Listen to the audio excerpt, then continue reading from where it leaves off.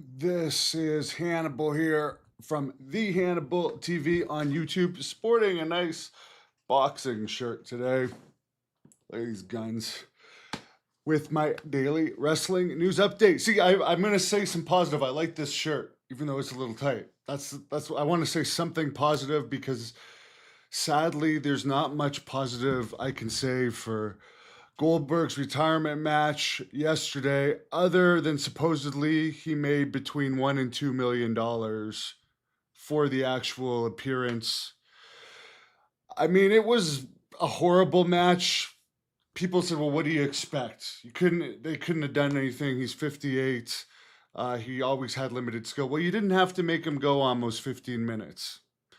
You didn't have to have a lousy finish with Gunther, who actually looks terrible to me. Skinny legs, skinny arms, soft in the midsection and love handles.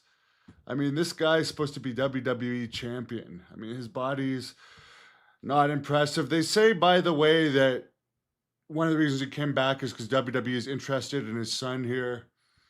It's interesting to note that his son seems to be a little bit shorter than him. I can see why they'd be interested in the son, but there's just way too many second generation wrestlers and wrestlers that get paid from the point of training for me to care about another second generation wrestler potentially coming in without having to pay dues. I did a little poll about what you guys thought of the match. 26% said it was a good match, an amazing send off. 34% said it was a terrible match, and 40% didn't watch. Apparently, the crowd there was only under 12,000. They reported 12,000 were there officially. It's 20,000 seat arena. According to Dave Meltzer, there was actually under 12,000. A lot of the crowd that was there were there to see Goldberg. He got by far the biggest reaction of the night. Seth Rollins appeared to get injured in his match. However, Dave Meltzer says there are some people saying behind the scenes that it's a fake injury. So with wrestling, you never know. NXT also did a Great American Bash show at Center Stage this weekend that only holds about 700 fans. It did not sell out, and apparently the crowd came off pretty dead for that show. It sounds to me like overall, considering how bad the Goldberg retirement match was, AEW's show was better overall. But the show was 8 hours long, including the pre-show. I mean, I remember when people were saying WrestleMania 4 that was 4 hours was too long. Can you imagine an 8 hour long show?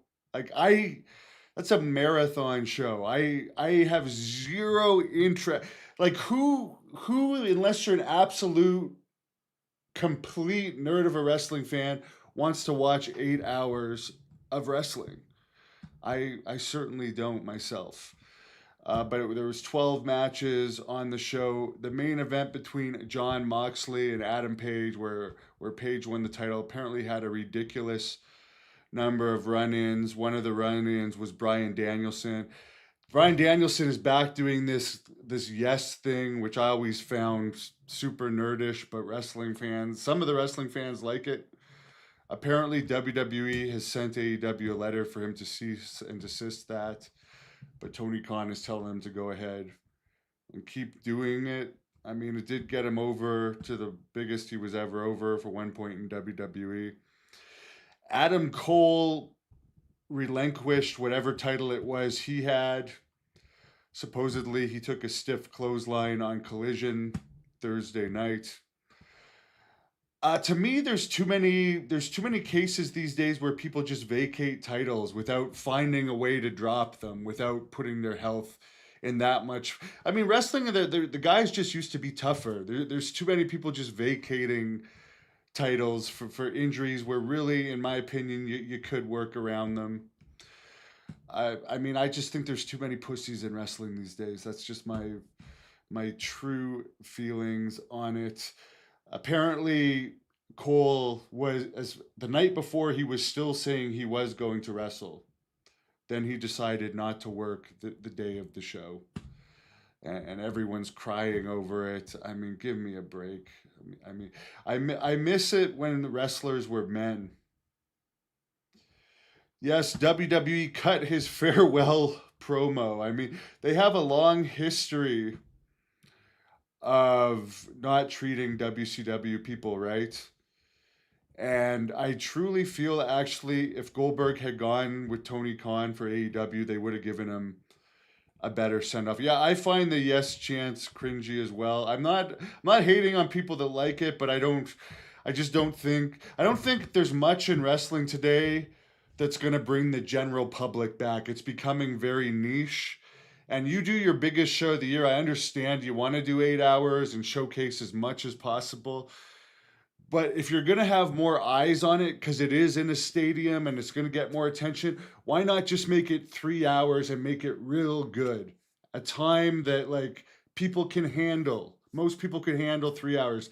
8 hours is just too much. I even heard Dave Meltzer saying he had friends over at his house watching it in the afternoon, and some of them didn't even stay for the whole 8 hours of the pay per view, and then they certainly didn't stay after for the Saturday night main event because they were already burnt out from wrestling after that pay per view time. So maybe that was Tony Khan's plan. Let's give fans 8 hours of wrestling in the afternoon, so nobody wants to watch Saturday night main event. I do think the people that wanted to watch Goldberg's match, like me for instance, are a different breed than the AEW crowd. But to me, there was nothing good about the Goldberg match.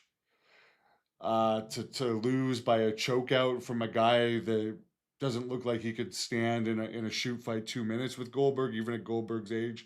To me, that's crap. To make Goldberg go 13 to 15 minutes, not sure what the exact time was, but it may have been closer to 15.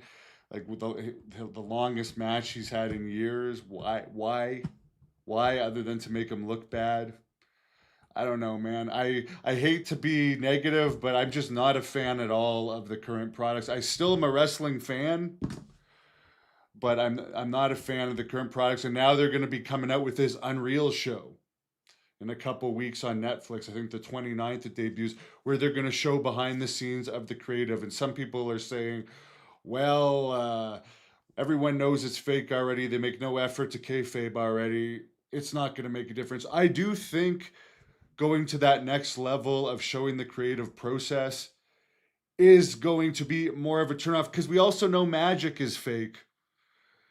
But if we're actually seeing how they do the tricks before we watch the tricks, we have even less interest in watching it.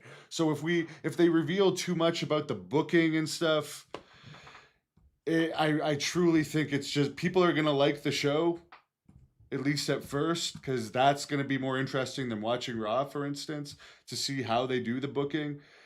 But I don't think long term it's going to be a good thing because people, it just becomes we know too much about how it's done. The kayfabe is long done. You can still kayfabe certain things, but there's no effort to kayfabe anymore. I mean, Chuck, you're saying it right. The storylines and execution sucks, and somebody said it yesterday. The AEW Will Ospreay like matches are basically aggressive gymnastics. It's basically aggressive gymnastics. A lot of the stuff that guys like Will Ospreay do doesn't even look like you could do it without the cooperation of the other guy. Yes, it's spectacular to see from an athletic standpoint, but it doesn't look like in a million years you could do this stuff unless the other guy is cooperating. Randy, I think Triple H will eventually be the scapegoat once things continue to go down. Like for instance, to have a Goldberg retirement match with less than 12,000 and 20,000 seat arena, it's not a bad crowd for a WWE show, 11 to 12,000 ish. But for Goldberg's retirement in Georgia, that's not great. And they didn't sell out the NXT at the Great American Bash. There's only 4,000 pre-sold for Evolution tonight in a 20,000 seat building. I mean, someone also commented the other day, ever since Cody beat Roman, that was probably the peak of the last little jump in interest wrestling has, because both AEW and WWE have gone down in interest since that time. And AEW, when they lost Cody and Punk, that's really when they started to go down. But they're not doing anything to change their product, to make it different. They're just going with the same thing, pushing the same type of people, hiring the same type of people, and expecting more people to want to watch.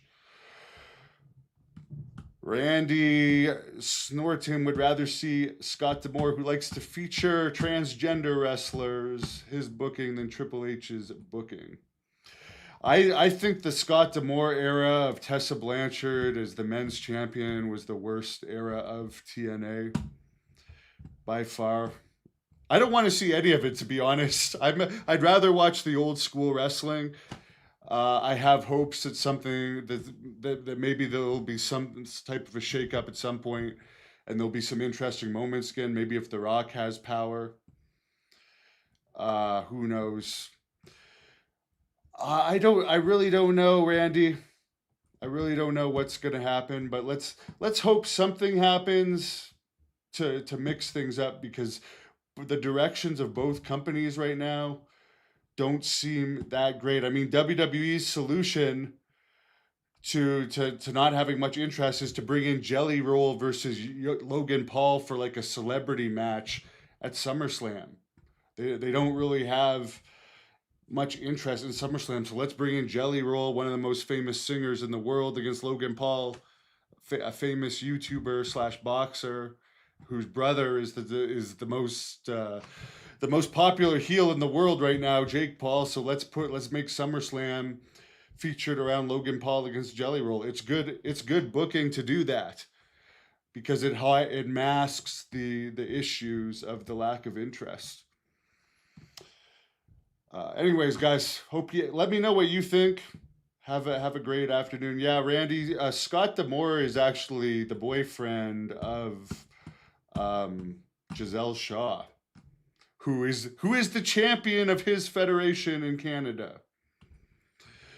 Chuck says old school wrestling was the most realistic thing. Yes, and someone also pointed out the other day that now they feature the development people and people with little experience way too much. In the past, you really had to have experience before you were featured on TV. Now NXT, the development brand, has a show. So I don't know. I don't have much hope for it, but I'll keep following the behind the scenes, because the behind the scenes is interesting. Someone commented to me the other day, just watch the matches and enjoy the show. Well, the matches don't interest me. The most interesting thing in wrestling to me is the behind the scenes. So I'm going to follow the behind the scenes, watch YouTube clips here and there to see if anything catches my attention that I read about. But yeah. Anyways, guys,